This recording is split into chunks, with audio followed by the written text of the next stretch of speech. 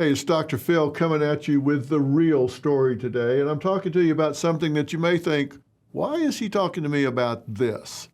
So what is this? I'm talking to you about Buffalo Bills quarterback and NFL's most valuable player, Josh Allen.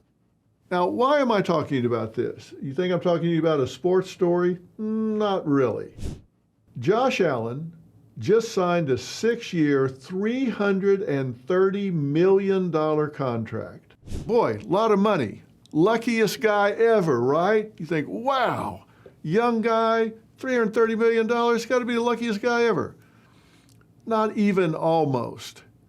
This guy is the poster boy for meritocracy. I'm talking about this guy is all about hard work, making his breaks, and creating everything that he has in his life right now. Now, let me give you a little backstory here.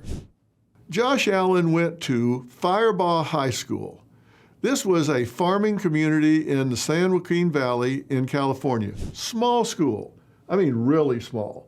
You step outside, you see nothing but farmland all around. Not a lot of press.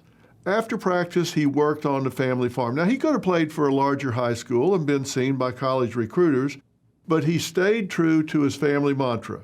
You bloom where you're planted. And as a result, even though he was a pretty good quarterback, nobody saw him. He didn't get a lot of attention. So he took it upon himself and he sent out literally hundreds of letters and highlight tapes. That means he sat down, he put these things together, made these tapes, and sent them to everybody everywhere. Didn't care where he went, he just wanted to go somewhere. Not one Division I scholarship offer came in. Not one. Out of hundreds. Now, this guy's 6'6", like 235 pounds. This is a big quarterback. Not one single offer. Enrolled at a junior college and did pretty well. I mean, this is a quality athlete. And finally, after 2 years in junior college, gets an offer from the University of Wyoming. Now, University of Wyoming. This isn't USC, University of Miami, University of Texas. This is University of Wyoming. But he takes it. First career start. Attempted 4 passes before he breaks his collarbone, which ended his season. After all of this work, going to junior college, it's like if he didn't have bad luck, he wouldn't have any luck at all. But he hangs in there. He doesn't give up. He recuperates. He goes to rehab.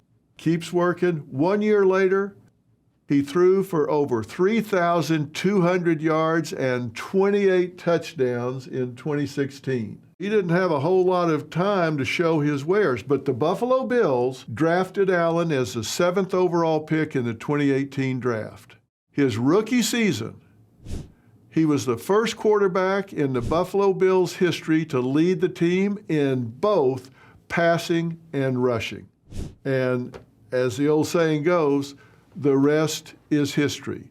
He gets this massive contract, and somebody asked him why he hadn't demanded more, because he was so high up, just a little bit more, and he would have eclipsed Mahomes with the Kansas City Chiefs and become the highest paid quarterback in history.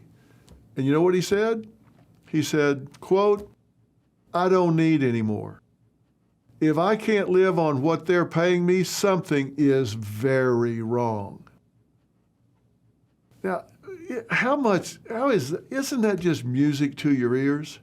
He worked hard. He believed in himself. He earned every single thing he got, and he never gave up. Now, why am I telling you this? Because you have so much in common with Josh Allen and the Buffalo Bills. You're thinking, oh, I do? Yeah, you do. And what is it? Every single one of us is in business for ourselves. That doesn't mean you're selfish. It doesn't mean that you're not a team player. It doesn't mean that you don't have to gather everybody around you to succeed. But you are a CEO of a company of one, and that's you. You're your life manager. And the question becomes, okay, so how are you doing? If you've got one client and it's you, if you're the CEO of you, if you are a company of one, how are you doing? How are you doing on managing your life? Josh Allen believed in himself. He went to a small high school and nobody noticed him. Did he give up?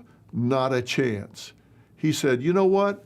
I've got what it takes, and I'm going to believe in me. I'm going to bet on me. I'm going to put together these letters. I'm going to put together these tapes, and I'm going to promote me. I'm going to reach out and go after my dream.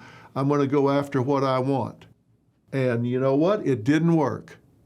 Did he give up? Nope. He said, I don't have to leap tall buildings in a single bound. I'm going to go to an intermediate step. I'm going to go to a junior college. I'm not going to get what I want in one big jump, so I'll take an interim step. And he went to a junior college, and he continued to work. He continued to get better. And so he started looking again. And sure enough, this time, he got one. The University of Wyoming said, hey, we'll give you a shot. Come play for us. And he did. He got out there. He got that start. Threw 4 passes, and they knocked him down and said, nope, you don't get to play anymore this year. He still didn't give up. He sat on the sidelines. He worked hard. How many times have you been knocked down? How many times have they told you, no, you're not good enough. You don't get to do it. You don't get to play. You don't get the job you want. You don't get the raise you want. You don't get the promotion you want. You don't get the things that you have as a dream. You don't give up. He didn't give up. He came back the next year and knocked them dead, 3,200 yards. And suddenly, somebody picks him up in the Professional Football League. And let me tell you, that is the elite of the elite. And led in passing and rushing for the first time ever. Now, I've got to ask you, what is your dream? What is it that you have not achieved yet, and what are you doing to get it? Here's the thing. The next year, the rest of 2025 is going to go by whether you're doing something to get closer to your dreams and your goals or not. March is going to go by, April, May, June, July. This time's going by whether you're doing something for your dreams or whether you're not. And the difference between winners and losers is winners do things losers don't want to do. And you have to understand that small changes add up to big results across time. So ask yourself again, if we live in a meritocracy, and we do, if people pay for performance, and they do, if people step up and reward talent, contribution, and they do, what is your plan? What are you doing to get recognized? What are you doing to show people that you have something special? I talk to folks sometime and they say, you know what? I just don't have very good self-esteem. My self-worth is just kind of eroded. You know what my first reaction is when they say that? They could be right. Maybe his self-image is exactly right. He knows himself better than I do. She knows herself better than anybody else. And if they say they don't amount to much, who am I to question that? So if you're telling yourself you don't add up to much, if you're telling yourself, I don't have what it takes, why would the world question you? You know yourself better than anybody else. You got to believe in yourself. You got to stand up for yourself. You got to step out there and say, hey, I deserve a shot. So if your internal dialogue is, I don't deserve a top-level life, I don't deserve a list life, then you know what? You're going to generate the results you think you deserve. Do it like Josh Allen did. Believe in who you are. Step up for yourself. Reach for what you believe you deserve and claim it. And you can't claim it if you don't name it. So decide what you want, decide what you deserve, and step out there and grab on with both hands. And if it slips out, grab it again. Josh Allen did it. He just signed a contract for $330 million over the next 6 years. And he started out at a tiny little high school in the middle of farmland in California. He didn't make excuses. He just made opportunities. You can do the same thing. And that is the real story.